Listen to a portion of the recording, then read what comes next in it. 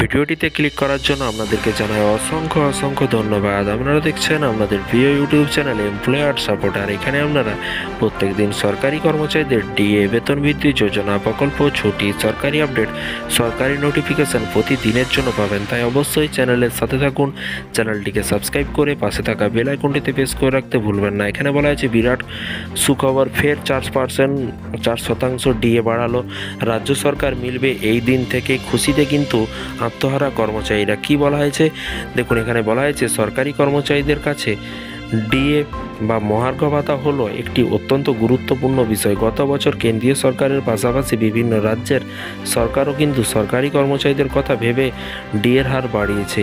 এরকম ব্যবস্থায় 2023 সালে 18 অক্টোবর কিন্তু কেন্দ্রীয় মন্ত্রিসভা কেন্দ্রীয় সরকারি কর্মচারী ও পেনশনভোগীদের জন্য 4% ডিএ বা ডিআর বৃদ্ধি ঘোষণা করেছিল। কি বলা হয়েছে এখানে দেখুন, বলা হয়েছে এই দিকে কিন্তু এই সিদ্ধান্তের ফলে প্রত্যক্ষভাবে উপকৃত হলো প্রায় 48.67 লক্ষ কর্মচারী এবং 67.95 লক্ষ পেনশনভোগী। মূলত প্রধানমন্ত্রী নরেন্দ্র মোদীর সভাপতিত্বে মন্ত্রিসভার বৈঠকে এই প্রস্তুতিটি কিন্তু অনুমোদিত হয়েছিল। এখন কেন্দ্রীয় সরকারি কর্মচারীদের ডিএ এবং পেনশনভোগীদের জন্য ডিআর বেড়ে হয়েছে 46%। এই প্রসঙ্গে কেন্দ্রীয় মন্ত্রী অনুরাগ ঠাকুর জানিয়েছেন যে এই বর্ধিত হার গত বছর অর্থাৎ 2023 সালে কিন্তু 1 জুলাই থেকেই কিন্তু প্রযোজ্য হবে, এরকমটাই কিন্তু বলা হয়েছে। তবে এবার ডিএ বৃদ্ধির ঘোষণা করা হলো দেশের আরও একটি রাজ্য সরকারের তরফে। এই প্রসঙ্গে প্রাপ্ত তথ্য অনুযায়ী জানা গিয়েছে যে উত্তরাখণ্ড সরকার এবার এই বড় সিদ্ধান্ত নিয়েছে। মূলত উত্তরাখণ্ডের মুখ্যমন্ত্রী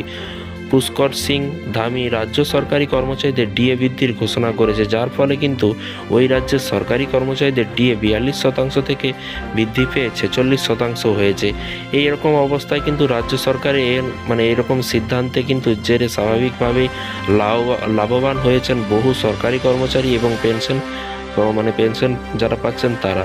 ইতিমধ্যেই সংশ্লিষ্ট রাজ্যের অর্থ দপ্তরের তরফে এইরকম অবস্থায় কিন্তু রাজ্য সরকারের এই সিদ্ধান্তের জেরে কিন্তু স্বাভাবিকভাবে লাভবান হবেন বহু সরকারি কর্মচারী এবং পেনশন। ইতিমধ্যে সংশ্লিষ্ট রাজ্যের অর্থ দপ্তরের তরফে এই প্রসঙ্গে বিজ্ঞপ্তি জারি করা হয়েছে। উল্লেখ্য যে এই বর্ধিত মহার্ঘ ভাতা প্রদান 1 জুলাই 2023 থেকে কার্যকর হবে। পাশাপাশি সুবিধাভোগীদের পাওনা নগদে প্রদান করা হবে, এরকমটাই কিন্তু বলা হয়েছে। অর্থ দপ্তরের বিজ্ঞপ্তিতে জানানো হয়েছে 2024 সালে 1 জানুয়ারি থেকে কর্মচারীদের প্রতি মাসে বেতনের পাশাপাশি সংশোধিত মহার্ঘ ভাতা প্রদান করা হবে। এছাড়াও জানিয়ে রাখি যে রাজ্য সরকারি কর্মচারীদের পাশাপাশি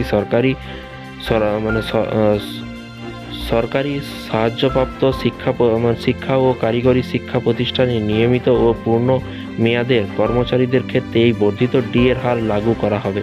তো ফ্রেন্ডস, পুরো বিষয়টি বুঝতে পারলেন। এই ছিল আজকে একটি ছোট্ট আপডেট। এই ধরনের সরকারি কর্মচারীদের আপডেট পাওয়ার জন্য চ্যানেলটিকে সাবস্ক্রাইব করে পাশে থাকা বেল আইকনটিতে প্রেস করে রাখতে ভুলবেন না। ভিডিওটি ভালো লাগলে একটি লাইক করবেন। Thank you.